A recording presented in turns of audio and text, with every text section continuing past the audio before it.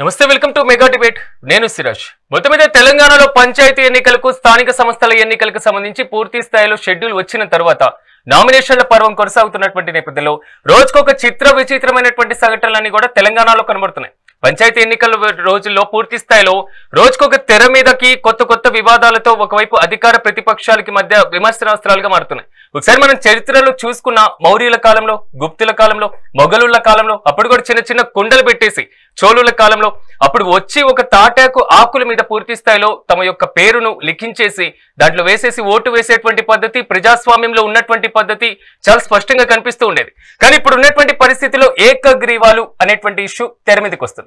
కొన్ని చోట్ల ఆనవాయితీ పేరుతో, మరికొన్ని చోట్ల ఆంక్షల పేరుతో, మరికొన్ని చోట్ల ఆకర్షణల పేరుతో ప్రజాస్వామ్య విధానాలకు, ఎన్నికల ఉద్దేశాలను గాలి కుదిలేస్తున్నారా?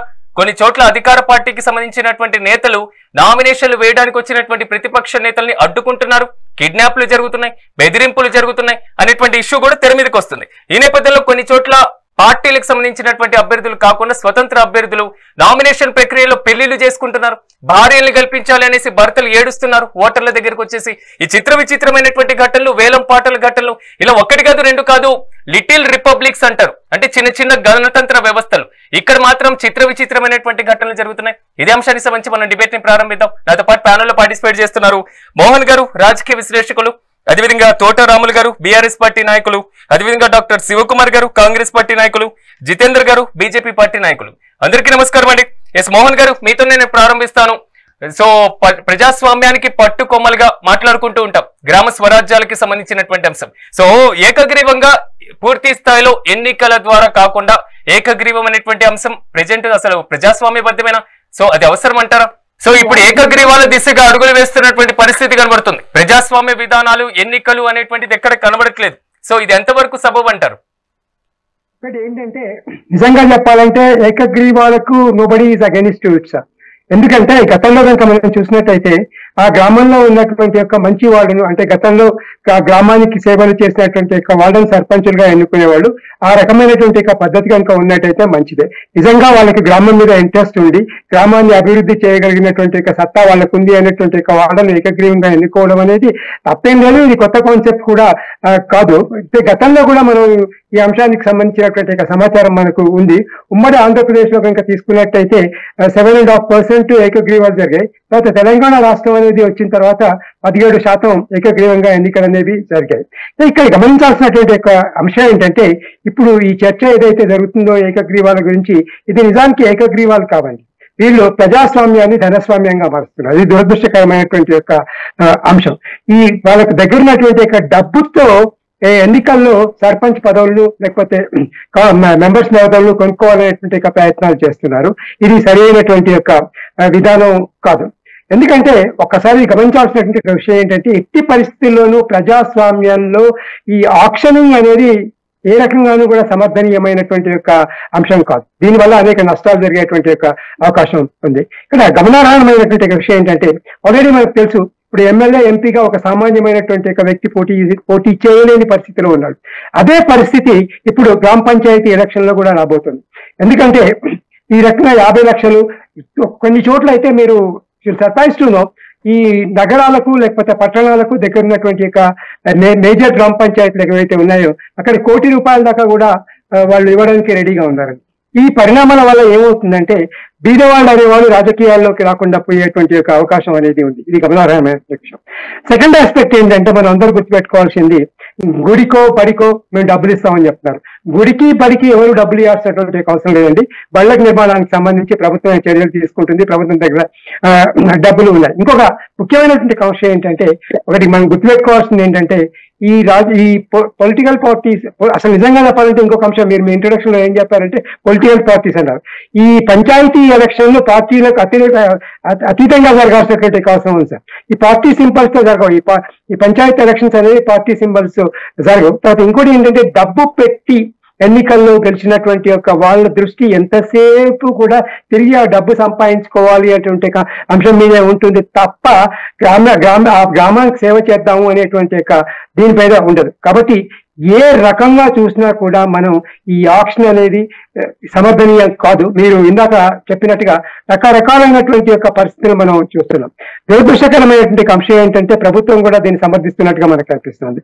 ముఖ్యమంత్రి గారు తర్వాత అదే రకంగా కొంతమంది మంత్రులు కూడా చెప్పారు, తమ పార్టీ రహితమైనటువంటి ఎన్నికలు అయినప్పటికీ కూడా అధికార పార్టీకి సంబంధించినటువంటి అభ్యర్థులు ఎవరైతే ఉన్నారో వాళ్ళని మీరు గెలిపించినట్టయితే ప్రభుత్వంతో పలుకబడి ఉంటుంది కాబట్టి వాళ్ళు మీ గ్రామాలకు అవసరమైనటువంటి అభివృద్ధి పనులను చేపడతారు అని చెప్పడం కూడా సరైనటువంటి విధానం అనేది కాదు. ఇది పూర్తిగా రాజ్యాంగ స్ఫూర్తికి విరుద్ధం అని అనుకుంటున్నాను.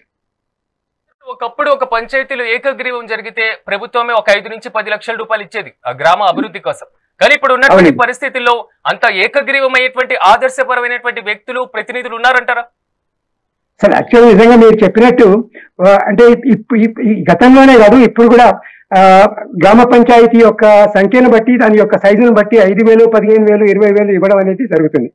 దీనికి ప్రధానమైనటువంటి కారణం ఏంటంటే గ్రామాల్లో అసలు నిజంగా చెప్పాలంటే ఈ గ్రామ పంచాయతీ వ్యవస్థను గ్రామీణాభివృద్ధి కోసం తీసుకురావడం అనేది జరిగింది. మొట్టమొదట ఇది టైర్ 2 ప్రిన్సిపల్స్ ఆఫ్ స్టేట్ పాలసీలో ఉండేది. టైర్ 2 ప్రిన్సిపల్స్ ఆఫ్ స్టేట్ పాలసీలో ఉన్నప్పుడు ఏ ప్రభుత్వం, రాష్ట్ర ప్రభుత్వాలు దీన్ని సీరియస్ గా తీసుకోలేదు. ఈ గ్రామ పంచాయతీలను బలోపేతం చేయాలి, పంచాయతీరాజ్ వ్యవస్థను బలోపేతం చేయాలి అనేటువంటి ఉద్దేశంతో ఈ 73వ రాజ్యాంగ సవరణను 1992వ సంవత్సరంలో ప్రభుత్వం తీసుకురావడం అనేది జరిగింది. తీసుకొచ్చిన తర్వాత దీనికి కాన్స్టిట్యూషనల్ స్టేటస్ కూడా ఇవ్వడం అనేది జరిగింది. తర్వాత వీళ్ళు అప్పట్లో మీరు ఇందాక అడిగినట్టుగా ప్రోత్సాహకాలు ఎందుకు ఇచ్చారు అంటే గ్రామాల్లో పోటీతత్వం లేకుండా గ్రామాల్లో ఈ ఫ్యాక్షనల్ పాలిటిక్స్ అనేవి ఉండకుండా ఉండాలన్నటువంటి ఉద్దేశంతో దీన్ని చేయడం అనేది జరిగింది. కానీ ఇప్పుడు ఆ పరిస్థితి లేదు. ఇప్పుడు ప్రభుత్వం ఇచ్చేటువంటి 10 లక్షలకో 20 లక్షలకో ఆశపడి క్యాండిడేట్స్ విత్డ్రా చేస్తారని కూడా నేను అనుకోవట్లేదు సార్. ఎందుకంటే 1 కోటి దాకా పోతుందంటే దీన్ని మనం గమనించవచ్చు. అయితే ఇంకొక ప్రధానమైనటువంటి అంశం ఏంటంటే నిజానికి ఇప్పుడున్నటువంటి పరిస్థితుల్లో నాకు అర్థం కాని విషయం ఏంటంటే ఒక సర్పంచ్ కు 1 కోటి రూపాయలు లేకపోతే కొన్ని చోట్ల 50 లక్షలు పెట్టి ఈ డబ్బుని వీళ్ళు ఏ రకంగా మళ్ళీ సంపాదించుకుంటారు అనేది కూడా కొంచెం ఆలోచించాల్సినటువంటి అయితే నేను విన్నది ఏంటంటే ఈ అర్బన్ ఏరియాస్ కు దగ్గరగా ఏవైతే ఈ గ్రామ పంచాయతీలు ఉన్నాయో వాళ్ళు ఈ రియల్ ఎస్టేట్ ద్వారా డబ్బు సంపాదించుకోవాలి అనేటువంటి ఉద్దేశంతో ఈ డబ్బులు పెడుతున్నారు అనేటువంటి ఒక విమర్శ కూడా తరచుగా మనకు వినిపిస్తుందండి. డిస్కషన్ చేద్దాం. శివకుమార్ గారు నమస్తే అండి. శివకుమార్ గారు ఎలా చూడాలి, ఎందుకు ప్రభుత్వం ఏకగ్రీవాలను ప్రోత్సహిస్తుంది? ముందుగా మెగా 9 టీవీ ప్రేక్షకులకు, మీకు ప్యానెల్లో ఉన్న వారికి కూడా నమస్కారం. ప్రభుత్వం ప్రోత్సహించుడు ఈ రోజు మొదటి కాంగ్రెస్ పార్టీ ఇప్పుడే చేస్తుంది అనేది కాదు. పరిస్థితుల్లో 2014 తర్వాత తెలంగాణ విమోచన దినం, తెలంగాణ సపరేట్ జరిగిన తర్వాత ఈ రోజు మొత్తానికి 10 సంవత్సరాలలో స్థానిక సంస్థల ఎలక్షన్లు కానీ మిగతా కానీ మొత్తానికి ప్రస్తుతానికి గతంలో ఉన్న టీఆర్ఎస్ బీఆర్ఎస్ అయితే డబ్బుమయం చేసేసింది. ప్రజలకంతా కూడా అదే అలవాటు అయిపోయింది. ఈ రోజు జనాల్లో కూడా గతంలో మనం చూడడం జరిగింది, మునుగోడు బై ఎలక్షన్ లో డబ్బులు ఇస్తారే మేము ఓటేస్తాం, వాళ్ళకి ఇచ్చారు మాకు ఇవ్వాలి అనే స్టేజ్ లా ప్రజలు వెళ్ళిపోయినరు, ఆపినరు. అంటే ఆ స్థాయిగా తీసుకుపోయింది ఏ పార్టీ ఎవరు అనేది ఒకసారి ఆలోచించాలి. ఇప్పుడు ఉన్న పరిస్థితుల్లో మటుకు ఏకగ్రీవం జరగడము అనుకుంటే ఒకటి ముఖ్యమంత్రి రేవంత్ రెడ్డి గారు ఓపెన్ గా చెప్పడం జరిగింది, మీ గ్రామ అభివృద్ధికి ఎవరైతే సరే అయినది అనుకుంటారో అతడి ఆ వ్యక్తినే ఎన్నుకోండి.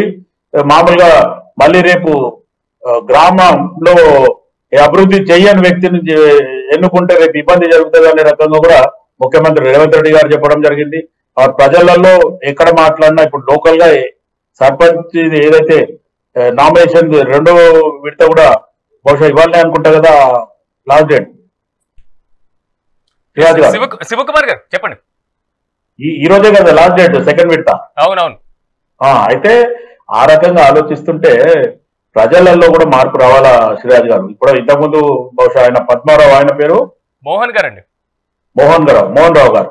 ఆయన మాట్లాడే విధానం బాగుంది, ఆయన ఆలోచన విధానం బాగుంది. కానీ పరిస్థితుల సంవత్సరాల కిందనే ప్రజలని కానీ ఇప్పుడు సర్పంచులు కూడా అప్పట్లో ఎన్నికైన సర్పంచులు బడ్జెట్ ఇవ్వకపోతే వాళ్ళు వాచ్మెన్ డ్యూటీలు చేసి లేకపోతే వాళ్ళ నగలు తాకట్టు పెట్టి ఏదో డెవలప్మెంట్ చేసిన దానికి ఇవ్వకుండా ఉంటే కూడా కొన్ని సూసైడ్ వరకు పోయిన కేసులు కూడా మనం ఎన్నో చూడడం జరిగింది. కానీ ఇప్పుడు ప్రస్తుతం కాంగ్రెస్ పార్టీ ఒక మార్పు కావాలి, కాంగ్రెస్ రావాలి అని ఒక నినాదంతో ముందుకు రావడం జరిగింది. ప్రజలు కూడా దానికి మ్యాండేట్ ఇవ్వడం జరిగింది. ఈ రోజు ప్రజలకు ఇచ్చిన హామీలు పూర్తి చేస్తూ ముందుకు పోతా అని చెప్పి మొన్న జూబ్లీహిల్స్ బై ఎలక్షన్ లో కూడా ముఖ్యమంత్రి రేవంత్ రెడ్డి గారు ప్రజలకే మొత్తం అభివాదం చేయడం జరిగింది. ఆ మొత్తానికి ప్రజల మధ్యనే అనౌన్స్ చేయడం జరిగింది. ఈ శివకుమార్ గారు ప్రతిపక్షాల దగ్గర నుంచి వస్తున్నటువంటి మాట, అధికార పార్టీ ప్రతిపక్ష సర్పంచ్ అభ్యర్థులను నామినేషన్ వేయట్లేదు, అడ్డుకుంటుంది, కిడ్నాప్లకు పాల్పడుతుందని. ఎందుకు చేస్తున్నారు అలా?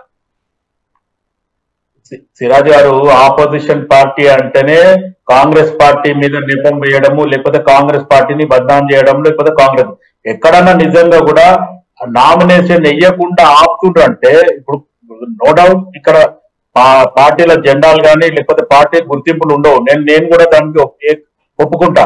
కానీ ఎవరైతే క్యాండిడేట్ నిలబడిండో వాళ్ళని బలపరిచిన క్యాండిడేట్ ఏ పార్టీ అనేది అయితే ఒకటి ఉంటది. అంటే ఆల్మోస్ట్ ఆల్ బీజేపీ అనుకో, లేకపోతే బీఆర్ఎస్ అనుకో, ఇంకేదన్నా అనుకో, ఆ వెనకాల ఆ క్యాండిడేట్ వెనకాల వాళ్ళ జెండా గాని ప్రచారంలో తిరిగేటప్పుడు మనకు ఉంటారు. కానీ వాళ్ళని ఒకవేళ కాంగ్రెస్ పార్టీ కిడ్నాప్ చేసింది అనుకుంటే దానికి ప్రూఫ్ ఉంటే కంప్లైంట్ చేయమనండి. ఎలక్షన్ కమిషన్ కు చేయొచ్చు, లేకపోతే ఆడ లోకల్ విఎస్ లో చేయొచ్చు.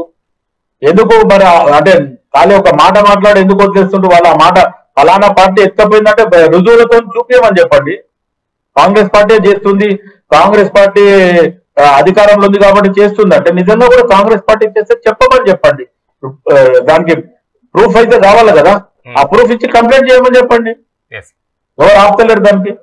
కాకపోతే ఒక మాట మాట్లాడి వెళ్ళిపోవడం అనేది ఇది మంచి పద్ధతి కదా. కిడ్నాప్ చేసింది కాంగ్రెస్ అనేది ప్రూఫ్ లేకుండా బేస్లెస్ మాటలు మాట్లాడడం కూడా మంచి పద్ధతి కాదు.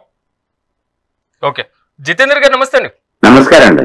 జితేందర్ గారు ఎలా చూడాలి? ఎందుకంటే ఏకగ్రీవాలకి బీజేపీ స్టాండ్ ఏంటి? ఎందుకంటే ప్రజాస్వామ్యం అనేది క్షేత్రస్థాయిలో ఉండేది గ్రామాల్లోనే, అలాంటి గ్రామ స్వరాజ్యంలోనే పూర్తి స్థాయిలో ఏకగ్రీవాల వైపు అడుగులు వేస్తున్నటువంటి పరిస్థితి.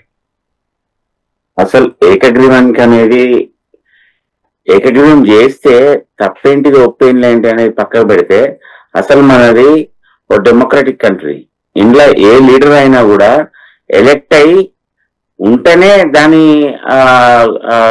రిజల్ట్స్ తెలుస్తాయి. ఇవాళ ఎలక్షన్ చూస్తే కూడా మొత్తం పైసలు మయమైనాయి. ఏదైనా కూడా అమౌంట్ మీదికెళ్ళే అమౌంట్ ఎవరు ఇస్తే ఏంటిది అని కరీంనగర్ లో చూస్తే మొన్న ఎలక్షన్స్ బై ఎలక్షన్స్ కానీ అది చూస్తే మాత్రం మాకు పైసలు రాలేదని రోడ్డు మీద ధర్నాలు చేసిండ్రు. ఇట్లాంటి వ్యవస్థల ఈ రిఫార్మ్స్ ఏదైతే ఏకగ్రీవం చేస్తుందో దాన్ని కరెక్ట్ కాదని చెప్పి కూడా మేము భావిస్తున్నాం. ఎందుకంటే మనది ఒక democratic country, we are looking forward to have an elected leader. ఒక ఎలక్షన్ జరిగి ఆ ఎలక్షన్ లో లీడర్ నిలబడి ప్రజల ఓట్లతో గెలిస్తేనే అది మంచి జరుగుతాయి ప్రజలకు. కానీ ఇవాళ రేపు ఏకగ్రీవం అనేది కూడా గవర్నమెంట్ ఏదైతే కొన్ని సపోర్ట్ చేసి మేము ఇంత పైసలు ఇస్తున్నాం అనేది ఇప్పుడు ప్రచారం కొంచెం తక్కువ ఉంది. ఏకగ్రీవం అయితే మేము అమౌంట్ ఇస్తామని. లాస్ట్ టైం టిఆర్ఎస్ గవర్నమెంట్ ఉన్నప్పుడు అయితే ఏకగ్రీవం చేస్తే మేము దీన్ని పైసలు ఇస్తామని చెప్పడం జరిగింది. అప్పుడు అందులో అసలు లుస్కిల్ ఏంటిది, దాని గురించి దాంతో అడ్వాంటేజెస్ ఏంటిది అనేది కూడా ఎక్కడ చెప్పలేదు. ఎలక్షన్ జరిగితే ఎలక్షన్ అయ్యే ఖర్చు మన గ్రామానికి ఇస్తారా, లేకపోతే ఇది సపరేట్ గా ఇవాళ కడియం శ్రీహరి గారు కూడా చెప్పిండ్రు, ఎలక్షన్ నామినేషన్ ఏదైతే ఏకగ్రీవం చేస్తే 20 లక్షలు ఇస్తామని చెప్పి కూడా చెప్పడం జరిగింది. కానీ గవర్నమెంట్ నుంచి వెళ్ళి అఫీషియల్ గా రాలేదు అది. కానీ లాస్ట్ టైం టిఆర్ఎస్ గవర్నమెంట్ ఉన్నప్పుడు ఇది అఫీషియల్ గా బహిర్గతంగా సీఎం గారే చెప్పింది. అది వీళ్ళందరూ కూడా ఎలక్ట్రల్ సిస్టమ్ కే ఒక వ్యతిరేకంగా పనిచేసిన వ్యక్తులు వీళ్ళంతా. ఇవాళ ప్రజాస్వామ్యాన్ని కాపాడేది ఓన్లీ ఆఫ్ ఎలక్ట్రలిజం. ఇవాళ ఎలక్షన్ కానీ నువ్వు ఎలక్షన్ చేయకుండా ఏకగ్రీవం చేస్తే ఆ ప్రజలకు వాళ్ళకున్న ఏది ఏదైతే ఉన్నాయో వాళ్ళు ఎట్లా వ్యక్తిగతం చేస్తారు, వాళ్ళు బహిర్గతం ఎట్లా కావాలి? ఇప్పటిదాకా మోహన్ రావు గారు అన్నారు నామినేషన్ల స్వీకరణలో కానివ్వండి లేదా అభ్యర్థులను అడ్డుకుంటున్నారు, వారికి సంబంధించి కిడ్నాప్లు చేస్తున్నారు అనేటువంటిది పంచాయతీ ఎన్నికలు కొత్త పంచాయతీకి తెరదీస్తుంది. దీని మీద బీజేపీ ఏమంటుంది?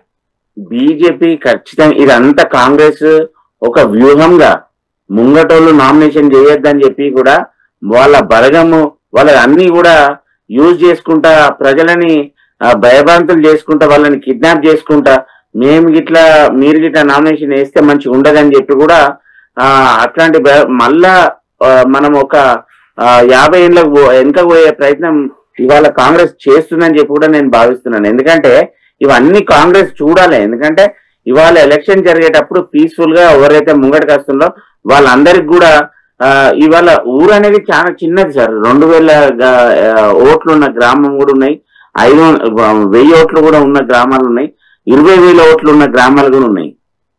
కానీ అక్కడ ఏం జరుగుతుంది, ఇవాళ వాళ్ళు చేసే ఎలక్షన్ ముంగడి పోతే, ప్రక్రియలో ముంగడి పోతే వాళ్ళ బెదిరింపులు కానీ, వాళ్ళు చేస్తే మాత్రం మేము చంపుతామని చెప్పి ఇవాళ కిడ్నాప్ చేయడం కానీ, ఇదంతా కూడా మళ్ళా ఒక 50 ఏళ్ళ వెనుకకు పోయి ఇదంతా క్రియేట్ చేస్తుంది కాంగ్రెస్ గవర్నమెంట్.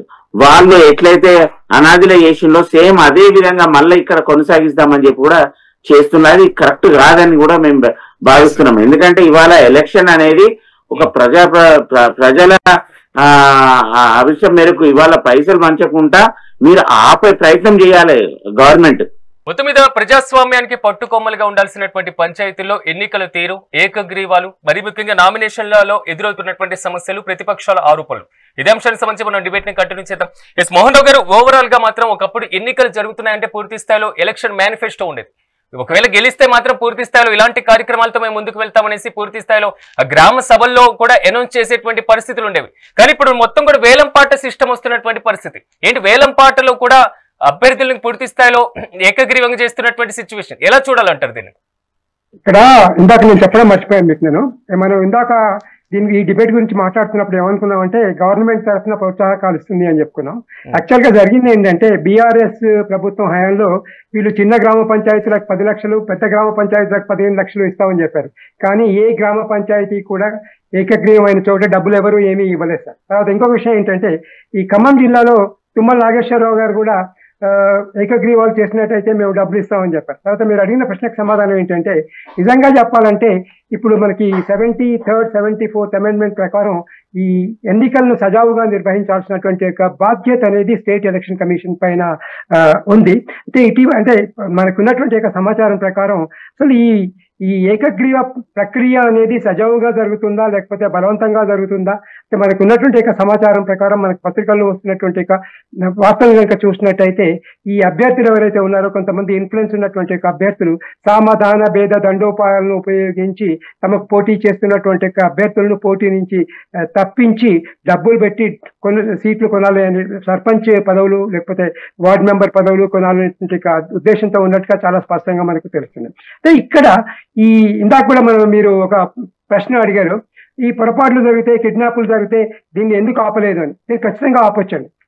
ఎప్పుడైతే ఈ కిడ్నాప్లు అనేవి జరుగుతున్నాయో దీన్ని స్టేట్ ఎలక్షన్ కమిషన్ దృష్టికి ఖచ్చితంగా తీసుకుపోవాల్సినటువంటి అవసరం ఉంది. ఈ ఎన్నికలు సజావుగా జరిగేటట్టుగా చూడాల్సినటువంటి పవిత్రమైనటువంటి బాధ్యత కూడా స్టేట్ ఎలక్షన్ పైన ఉంది. తర్వాత ఇంకొక ముఖ్యమైనటువంటి విషయం ఏంటంటే ఇందాక మీకు నేను చెప్పినట్టుగా ఈ ఏకగ్రీవాలు అనేవి నిజంగా ఏకగ్రీవాలుగా జరుగుతున్నాయా లేక మోసపూరితంగా జరుగుతున్నాయా అనేటువంటి అంశాన్ని పరిశీలించడం కోసం కలెక్టర్లకు అధికారాలు ఇచ్చినట్టుగా తెలుస్తుంది. ఇది ఒక రకంగా చెప్పాలంటే సకారాత్మకమైనటువంటి నిర్ణయంగా నేను భావిస్తున్నాను.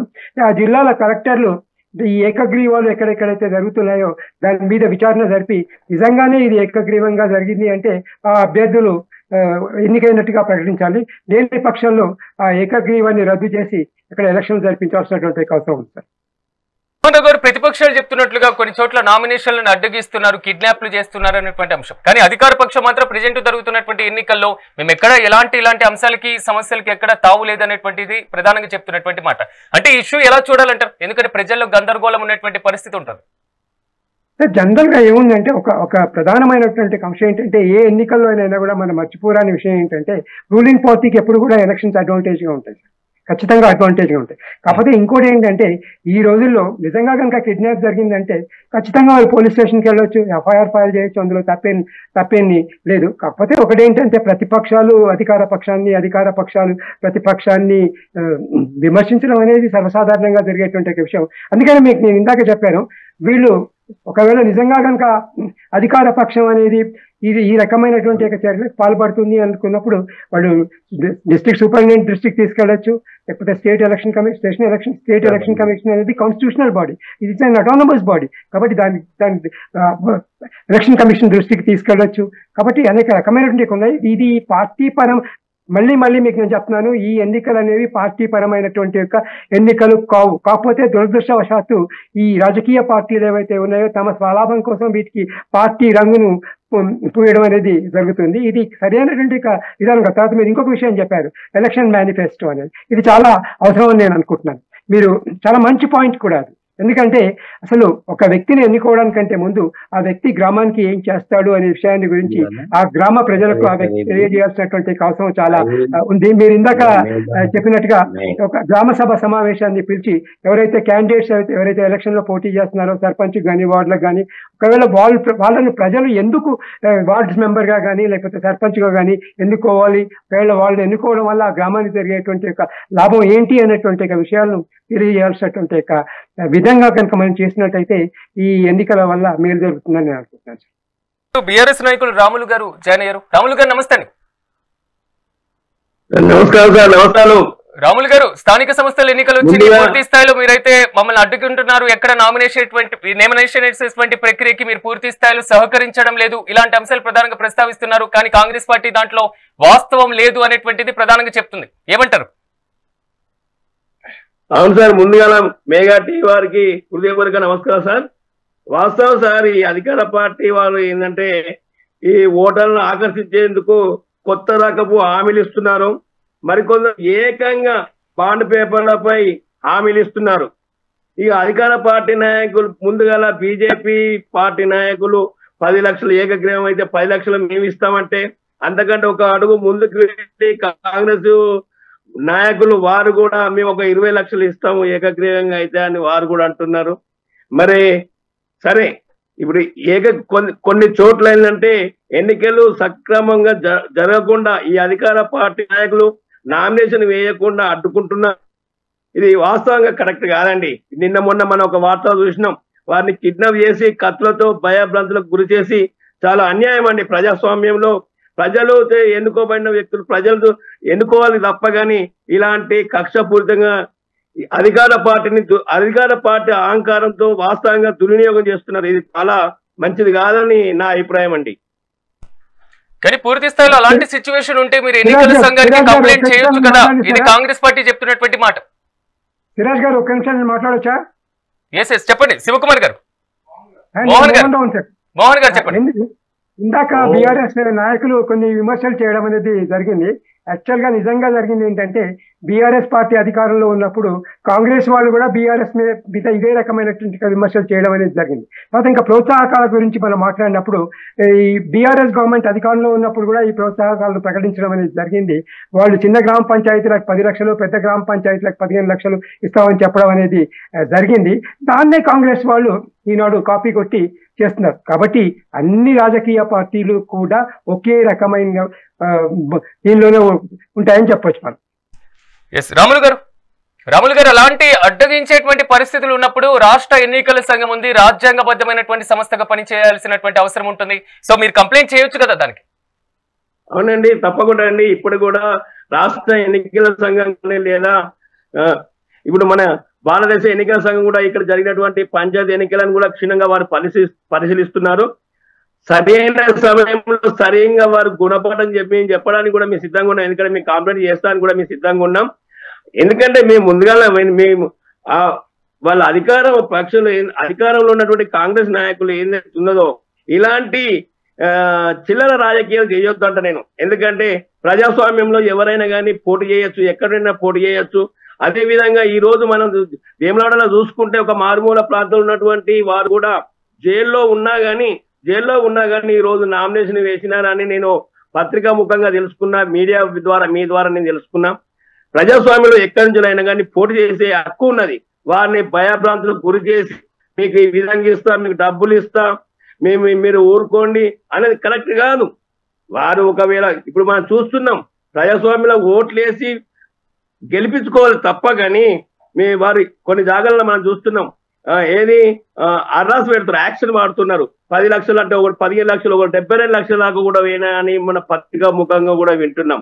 ఇది నాకేందంటే 72 లక్షల రూపాయలు పెట్టి అక్కడ వాళ్ళ దగ్గర డబ్బు ఉన్నది, ఆ డబ్బు ఉన్నదని చెప్పి వేలంపాటలో పాల్గొని సర్పంచ్ పదవి దక్కించుకొని ఆ 72 లక్షల రూపాయలు తీసుకొని ఇంకా కూడగొడతారు అనేది కూడా వాస్తవం కాదా అని నేను అడుగుతున్నా.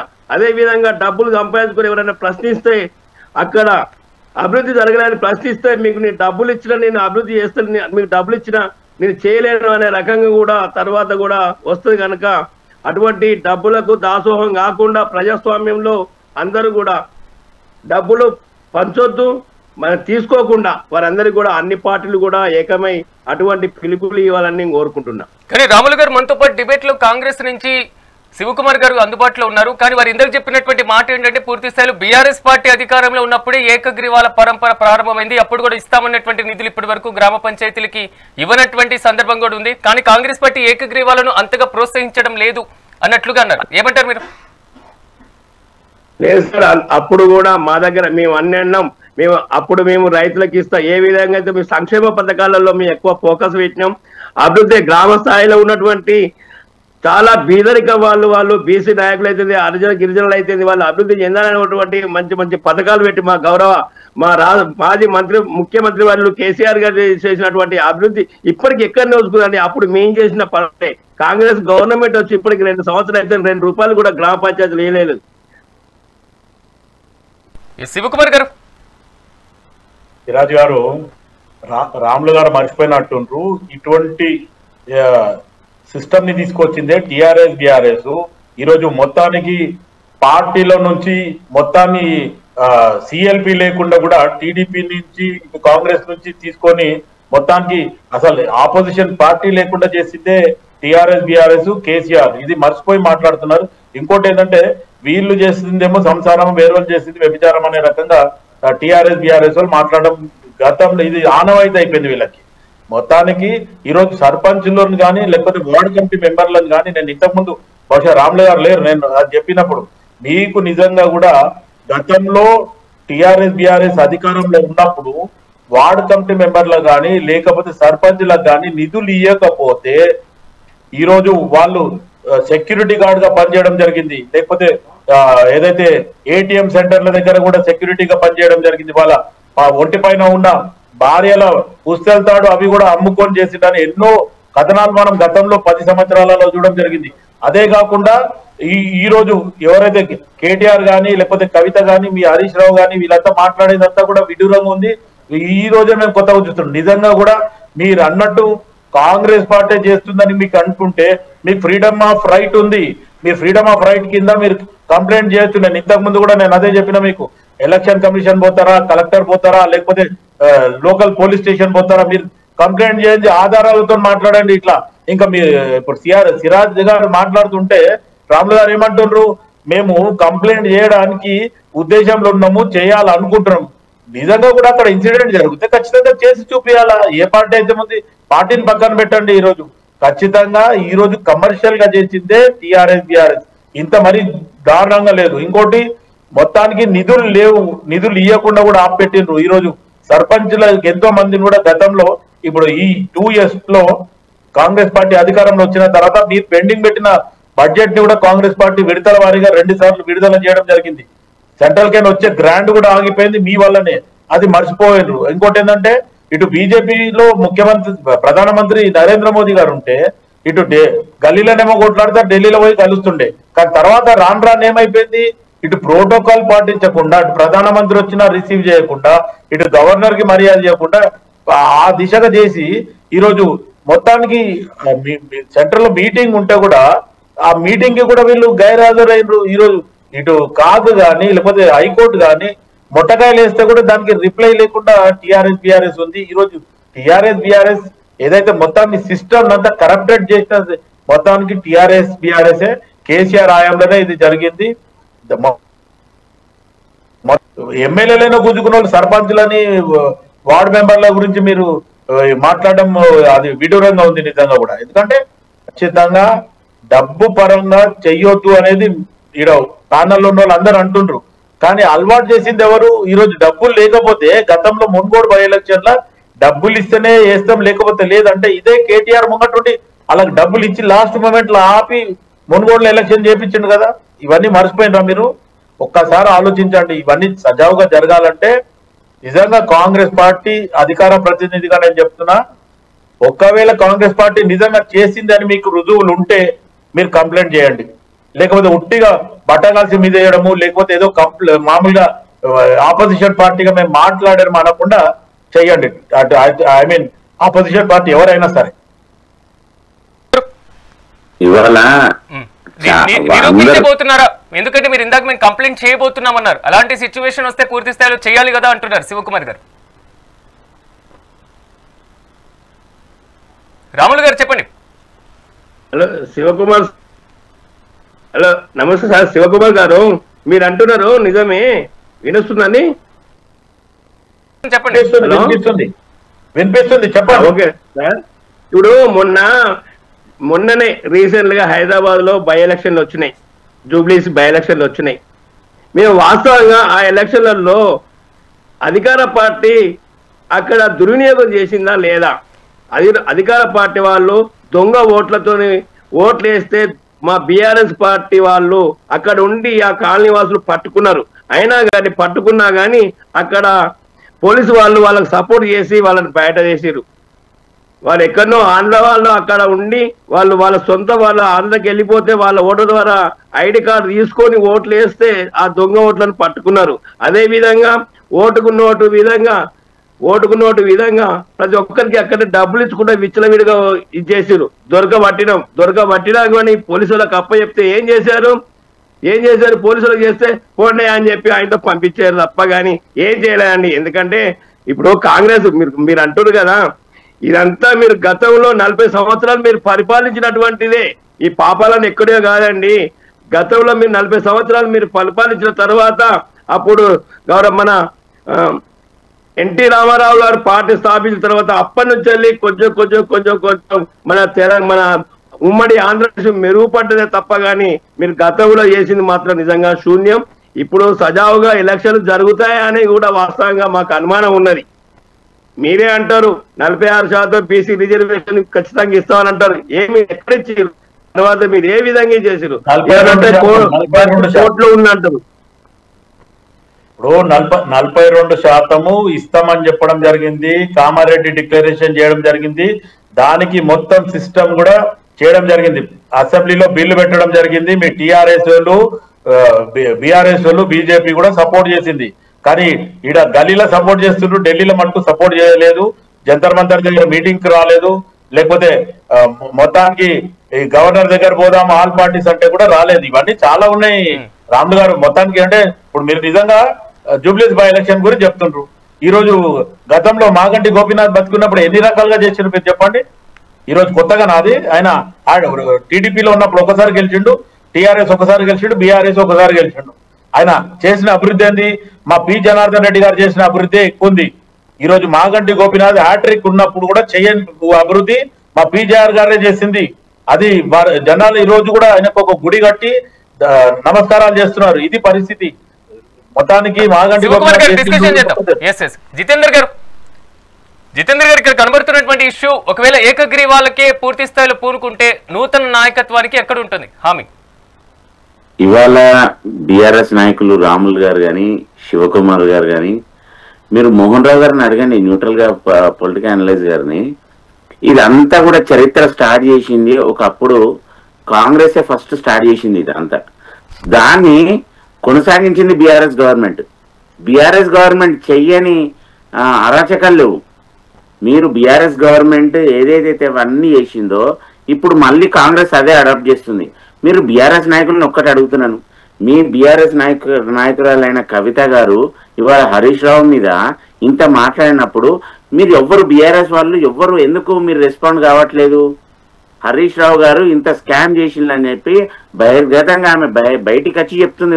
ఆవిడ ఏమని, ఇన్ని వేల కోట్లు తిన్నాడు ఆయనను బయట పెట్టిండని చెప్పి. మరి అట్లాంటి వ్యక్తిని ఒక బీఆర్ఎస్ లీడరే అట్లాంటి చెప్పినప్పుడు మరి కాంగ్రెస్ గవర్నమెంట్ దీని మీద ఎందుకు వాళ్ళు యాక్షన్ తీసుకుంటలేరు? ఇప్పుడు ఇంతవరకు ఇంత స్కామ్ జరిగిందని చెప్పి డైరెక్ట్ గా రిపోర్ట్ బీఆర్ఎస్ గవర్నమెంట్ నుంచి వెళ్ళి బీఆర్ఎస్ నాయకులైన కవిత గారు చెప్పినప్పుడు కాంగ్రెస్ గవర్నమెంట్ ఏం చేస్తుంది? ఇక్కడ వీళ్ళిద్దరు రెండు సేమ్, వాళ్ళు ఒకరి మీద ఒకరు చెప్పుకుంటున్నారు. కానీ వీళ్ళిద్దరు చేసేది ఒకటే ప్యానలిస్ట్ గా ఒకటే తీరుగా ముంగడిపోతున్నారు. ఇది ప్రజాస్వామ్య రేపు ఏదైతే జరిగిందో బీఆర్ఎస్ హయాంలో 15 లక్షలు ఇస్తామని 10 లక్షలు ఇస్తామని చెప్పి ఆ గ్రామాలకు రూపాయి నయా పైసా పోలేదు. అది పోగా వాళ్ళు చేసిన వాళ్ళకి అలాట్ అయిన ఏ అమౌంట్, ఇప్పుడు పట్టణ ప్రగతి అని పెట్టారు, పల్లె ప్రగతి అని పెట్టారు. మీరు అక్కడ ఫండ్స్ ఇప్పుడు స్టేట్ గవర్నమెంట్ అలాట్ చేసే స్టేట్ ఫైనాన్స్ కమిషన్ ని దాని పేరు మార్పిడి చేసి మీరు ఏదో ఏది దాన్ని ఏమంటారు పాత దేశి మసిపోసి మళ్ళీ కొత్తగా వేసి చేసినట్టు మీరు పేర్లు మార్చింది. కానీ బీఆర్ఎస్ గవర్నమెంట్ దాంతో సాధించింది ఏందని చెప్పి మేము అడుగుతున్నాం. మీరు స్టేట్ ఫైనాన్స్ కమిషన్ ని వాళ్ళు ఆ 42nd అమెండ్మెంట్ ప్రకారంగా మీరు ఎంత ఫండ్ మీరు ఇచ్చేళ్ళు దాన్ని ఏమైనా జవాబు చెప్పగలుగుతారా బీఆర్ఎస్ వాళ్ళు? కొంతమంది ఎట్లాంటిగా ఉరేసుకుంటాం, మేము చచ్చిపోతాం, మేము పాయిజన్ తాగుతాం అని చెప్పి కూడా పట్టుకొని పోయి ఆ కేసీఆర్ భవన్ దగ్గర పోతే సర్పంచ్లను కొట్టిండ్లు అక్కడ. అవన్నీ మర్చిపోయింది ఇప్పుడు బీఆర్ఎస్ నాయకులు. ఏమని అంటుండ్రు, ఓ పెద్ద లీడరు దేవుడు ఇది అని చెప్పి మాట్లాడుతుండ్రు. మీరు అవన్నీ చిత్తశుద్ధి చెప్పుకొని మీ డివిజన్లో ఇప్పుడు కరీంనగర్ చూస్తే మాత్రం స్మార్ట్ సిటీ తీసుకొచ్చింది. మొత్తం కూడా సెంట్రల్ గవర్నమెంట్ మేము స్మార్ట్ సిటీ చేసింది. కానీ గవర్నెన్స్ మాత్రం ఎవరి చేతిలో పెట్టినాము? స్టేట్ గవర్నమెంట్ చేతిలో పెట్టినాము. మీరు ఇక్కడ స్టేట్ గవర్నమెంట్ చేతులు ఉంటే ఆ పాలసీలా మీరు ఎంతవరకు దాన్ని చిత్తశుద్ధిగా చేసిండ్రు? ఓన్లీ బీఆర్ఎస్ నాయకులు ఉన్న దాంట్లోనే డెవలప్మెంట్ చేసిండ్రు. మిగతాది బీజేపీ దాంట్లో ఉన్న ఒక్క రోడ్ కూడా మేము రికమెండేషన్ ఇస్తే అప్పుడున్న మున్సిపల్ మంత్రికి దగ్గరకు పోయి ఇన్విటేషన్ దగ్గరకు పోయి కూడా చేయడం జరిగితే అప్పుడు మేయర్ గారు కాంగ్రెస్ మన బీఆర్ఎస్ లో ఉన్నారు, ఇప్పుడు బీజేపీకి వచ్చారు. వారు ఇన్ఫ్లుయెన్స్ ఎంత చేసిందంటే ఒక్కొక్క బీజేపీ నాయకులను ఎంత ఇబ్బంది పెట్టాలని అంత ఇబ్బంది పెట్టిళ్ళు. ఇవాళ అట్లాంటి నాయకులు ఇవాళ బీజేపీకి వచ్చింది కావచ్చు, కానీ వారు చేసిందైతే ఎంతవరకు ఇబ్బంది పెట్టాలో అట్లనే గ్రామాల్లో కూడా మేము ప్రతి ఒక్కరిని చూసినాం. గ్రామాలలో కూడా వాళ్ళకు సంబంధించిన వాళ్ళకే ఫండ్స్ పెట్టడం, మిగతా వాళ్ళందరినీ పక్క పెట్టింది. అక్కడ చిత్తశుద్ధిగా వీళ్ళకి ఇక్కడ అవసరం ఉందా లేదా దాని మీద అసలు ఒక చిత్తశుద్ధిగా పని కూడా చేయలేదు బీఆర్ఎస్ గవర్నమెంట్. వాళ్ళు చేసిన పాపాలు ఇవాళ వాళ్ళని వెంటాడుతున్నాయి. మొత్తం మీద తెలంగాణలో స్థానిక సంస్థల ఎన్నికలకు సంబంధించినటువంటి పూర్తి స్థాయి అంశాలు, అభ్యర్థుల యొక్క నామినేషన్లు, జరగబోతున్నటువంటి ఎన్నికల తీరుతెన్నుల గురించి ఒకసారి మనం డిస్కషన్ చేద్దాం.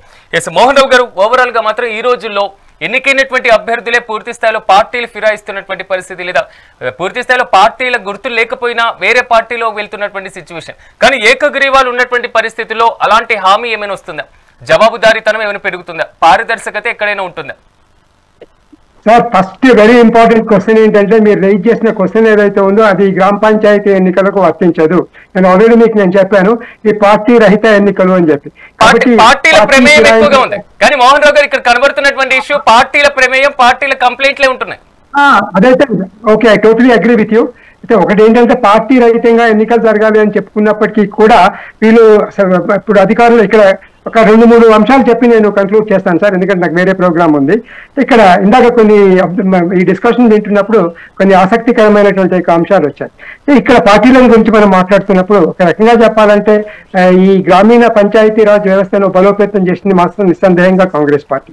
అందులో ఏ రకమైనటువంటి అనుమానం కూడా లేదు. వీరు 1992 సంవత్సరంలో వీళ్ళు 73వ రాజ్యాంగ సవరణ ద్వారా ఈ గ్రామ పంచాయతీ వ్యవస్థకు, పంచాయతీరాజ్ వ్యవస్థకు రాజ్యాంగ ప్రతిపత్తి ఇవ్వడం అనేది జరిగింది. తర్వాత ఇంకొక డౌట్ ఒకటి వచ్చినట్టుంది, ఇందాక మన డిస్కషన్ ఉన్నప్పుడు ఈ స్టేట్ ఫైనాన్స్ కమిషన్ పేర్లు మార్చొచ్చు అది ఇది అనేటువంటి చర్చ ఏదో వచ్చింది. అది జరగడానికి వీల్లేదు.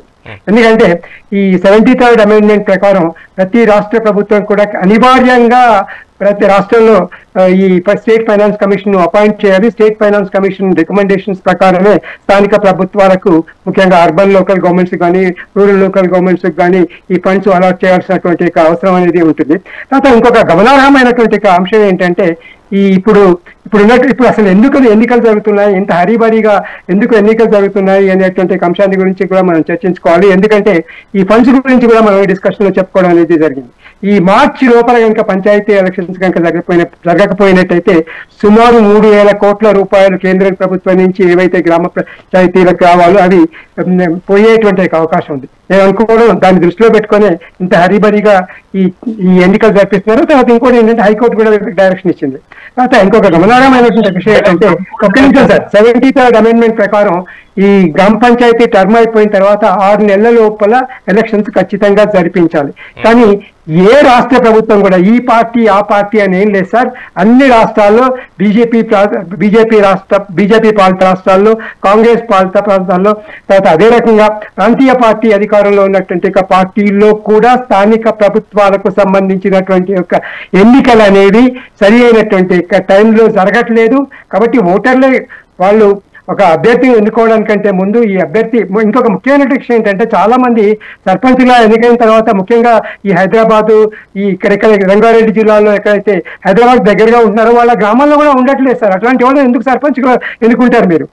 నేను ఓటర్లకు విజ్ఞప్తి చేసేది ఏంటంటే, ఓటర్లు తమ విజ్ఞతను ఉపయోగించి సరైనటువంటి యొక్క అభ్యర్థుల్ని ఎన్నుకోవడం అనేది అవసరం. Thank you very much sir. నాకు వేరే ప్రోగ్రామ్ ఉంది, నేను వెళ్తున్నాను. Thank you. కుమార్ గారు ఎలా చూడాలంటారు? ఎందుకంటే ఆదర్శవంతంగా జరగాల్సినటువంటి ఎన్నికల్లో అక్రమాలు జరగకూడదు అనేది మాత్రం మోహన్ రావు గారు చెప్తున్నటువంటి మాట. రాజు గారు, ప్రతి ఒక్కరు కూడా మాట్లాడేది అదే ఉంది. సిద్ధాంతం మట్టుకు చెప్పేది మొత్తం నీతి జరిగేది మట్టుకు ఆ విధంగా లేదు. చూస్తూనే ఉన్నాం మనం. ఎందుకంటే ఇప్పుడు ఎవరైతే ఓటర్లు ఉన్నారో వాళ్ళు కూడా ముందు మారాలి.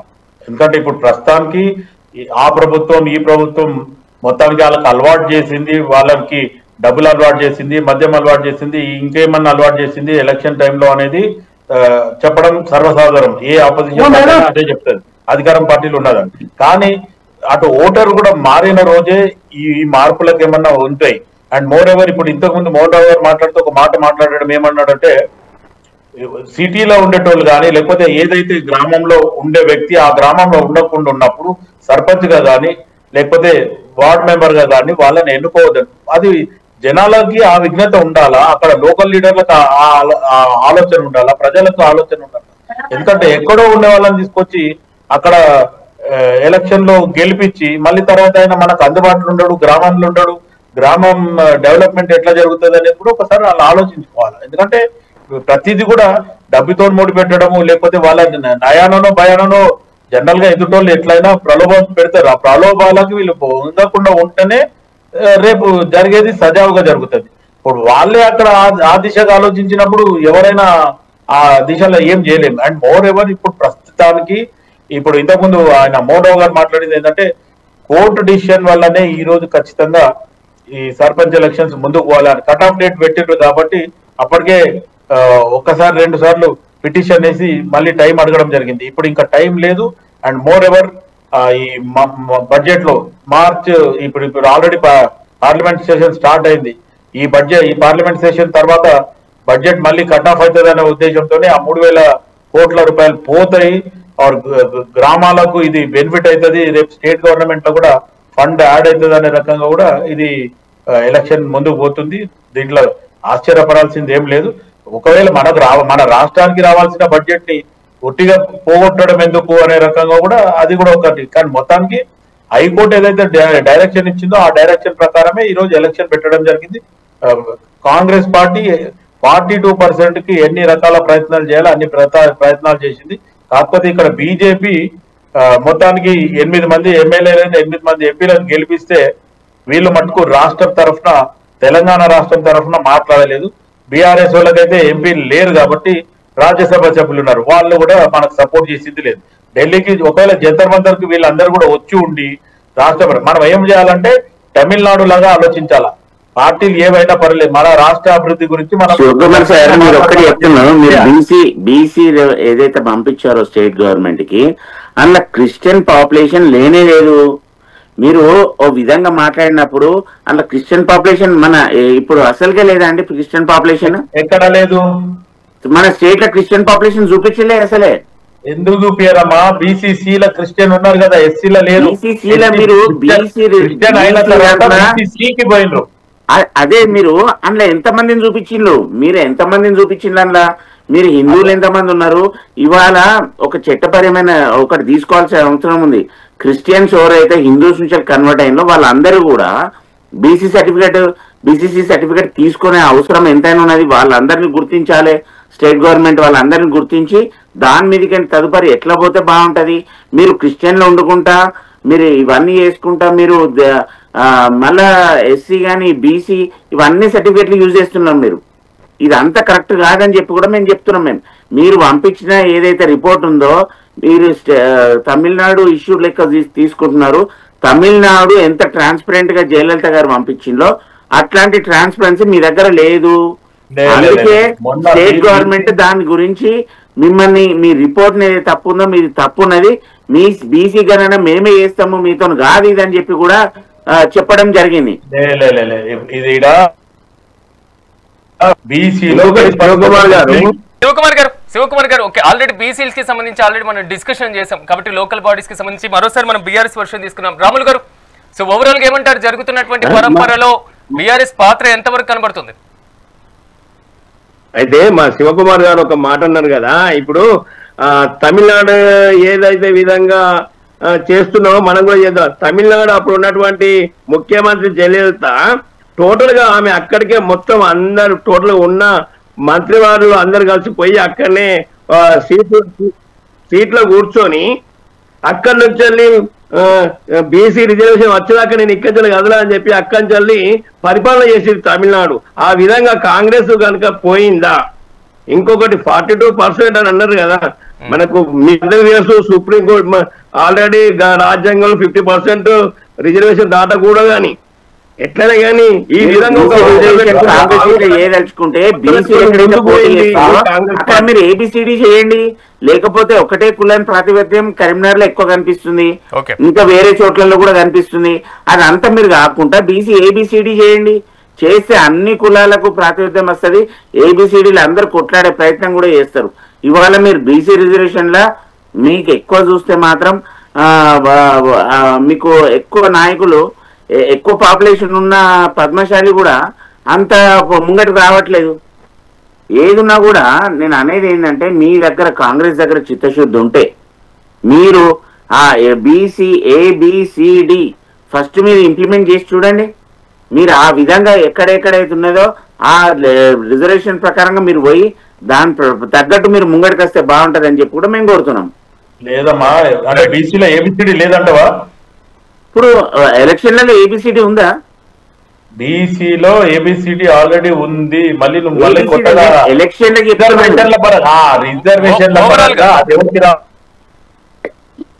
ఎవరు చెప్పాలి? అది వాళ్ళ వాళ్ళ కాంగ్రెస్ గవర్నమెంట్ బీసీలకు రాజ్యాంగ వాళ్ళని కూడా రాజకీయంగా ముంగడి తీసుకొస్తామని చెప్పి మొదలు. ఇప్పుడు ఎవరైతే ఏ సబ్ క్యాస్ట్ ఫీలింగ్ గురించి నువ్వు మాట్లాడుతున్నావు కాబట్టి ఆ సబ్ క్యాస్ట్ వాళ్ళు అట్లీస్ట్ మా జనాభా ఇంత ఉంది, మాకు ప్రాతినిధ్యం కల్పియండి అని చెప్పి ఇప్పుడు చూస్తే ఎంతమంది ఉంటారండి?